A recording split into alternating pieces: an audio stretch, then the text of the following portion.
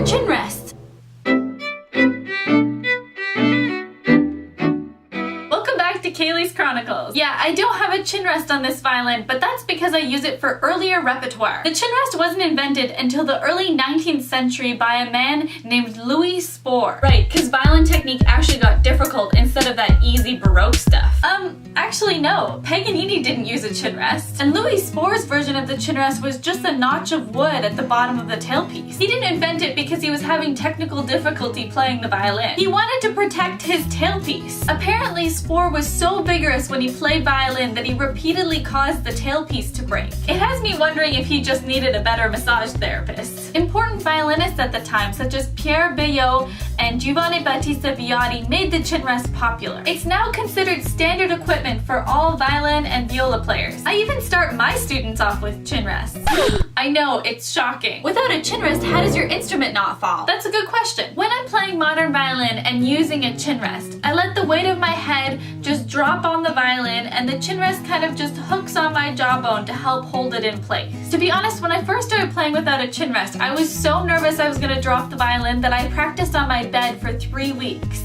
I was just scared I was gonna break my violin. The basic idea is that you have to find the right spot on the collarbone for you to balance the violin. In a sense, if you're moving from playing the violin with a chin rest to playing without a chin rest, you're gonna have to relearn where the violin is gonna comfortably sit. Once you find that little bit of collarbone shelf where the violin doesn't rock too much, you have to get comfortable with moving with your violin. The movement while you play is going to help keep the violin in place and help avoid this rocking motion. The danger, of course, is that you're gonna want to clamp here with your chin and your shoulder is gonna raise when you clamp. Patricia Ahern is a phenomenal violinist in Tafelmusik. She gave me a really great exercise in the beginning that helped me work through this. Grab a friend and have them bring your violin to your right shoulder at about here. Do it a couple of times and really feel what your body feels like when you do that. Now ask them to do exactly the same thing, but do it to your left shoulder. Most people will notice that your left shoulder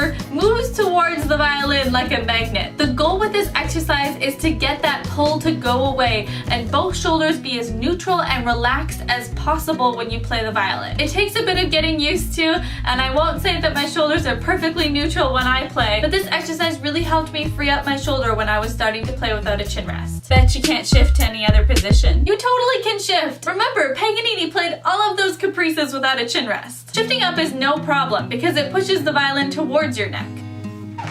Now, shifting down is a bit trickier and it will take some time for you to reassess how you really shift.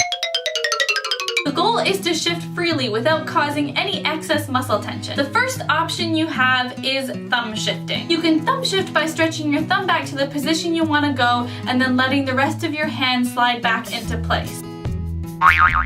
Thumb shifting is for players who want to play without their chin on the violin at all. If you can do it successfully, your shoulder and neck will be completely free while you shift. The biggest hurdle I found when I was first learning how to do thumb shifting was that the thumb and the rest of your hand become two separate units that have to be able to comfortably work in opposite directions. It's really different than the modern idea of the entire hand moving as one unit from position to position. I did a bunch of exercises like these to make myself more comfortable with the idea of my thumb being apart from the rest of my hand position. Patricia Ahern and Stanley Ritchie are some of the most expert thumb shifters I've ever met, and if you're really interested in learning more about it, I would recommend you have a lesson with one of them. The second option of shifting down is using your chin. This way is much easier if you have a shorter neck because you don't have as far to go to reach the violin. The idea is when you need to shift down, you just turn your head and your chin should meet the tailpiece, and for a second, help clamp the violin while you move down. The danger here, and what you really want to avoid,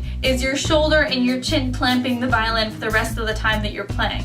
You want to be able to immediately release after you've shifted down. To be honest, I believed the ideal was thumb shifting for everything. I practiced it for many years and I found that I still ended up with a combination. When I'm not shifting very far, let's say from first to second position, or I'm in higher positions and I'm going from fourth to fifth, I tend to use thumb position. I think because my thumb is rather short, I can't quite reach a lot of positions back when I'm heading back down. I do end up using my head when I'm going a bunch of positions, let's say from 4th to 1st position, I would use my head. For those experts out there, share in the comments what you do and what really works for you. I'd love to hear your opinion. There are a bunch of benefits to playing without a chin rest. You're in trouble now for saying that. Right, I know. Let the debate in the comment section rage on. First thing I've noticed is that I don't have a violin hickey. I think that's because there's a certain amount of germ buildup and possibly some allergic reactions that happen with the metals on the chin rest that cause some of those hickeys. The second thing is I love how my violin resonates when I don't put stuff on it. If it doesn't have a chin rest or a shoulder rest, I feel like it rings freely. Third thing is I found my posture got so much better when I took away the chin rest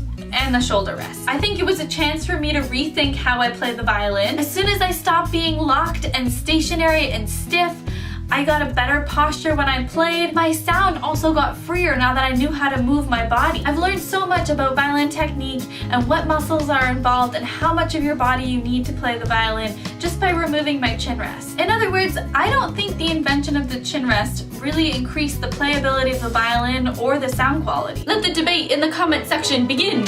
But I'm also not saying it's bad if you play with a chin rest. I'm just saying take a moment to think about your chin rest. Compare it to Spore's original invention. Take a look at all the different kinds of shapes and sizes of chin rests and question if it's really working for you. Your chin rest shouldn't get in your way and should really help you be as free and open with your sound as possible. What do you guys think? Did I offend you? Am I just talking to an empty room now while you ran off in a rage? Perhaps you don't even play violin and have somehow sat through this whole video hoping I'm going to explain what a chin rest is. Let me know in the comments below, and don't forget, stay hip. As always, thank you so much for watching. Leave a thumbs up if you liked the video so I know to make more of them. If you hated this video and just wished I told you what a chin rest was, subscribe. Leave a comment below describing how much you disliked this video and would like to know what a chin rest is, and I promise you I will make a video all about what chin rests are, what I think is the best chin rest for me, what I've done, and what I've experimented with.